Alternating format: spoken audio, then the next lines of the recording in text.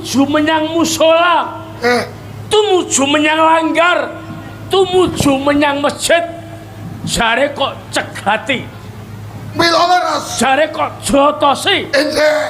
Saben kowe krungu kumandanging swara adzan. Nggih.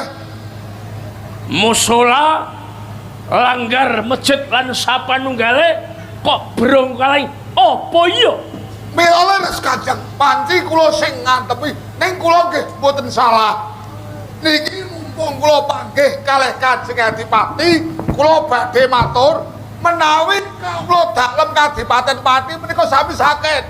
Sami edan kepanggih mboten tegesipun Kanjeng. Piye? Kawula dalem menika sami sakit. Momyang gramyang piyambakipun. Nek kowe ngandhake yen kawulaku lagi padha kecandhak ing lara. Aranana larane lara apa? Lara edan. Cobi mang penggalih wayah surup kok lawa bubar cobi ngoten niku. Tak do edan niku. Lah wong wedok-wedok mriki lho genane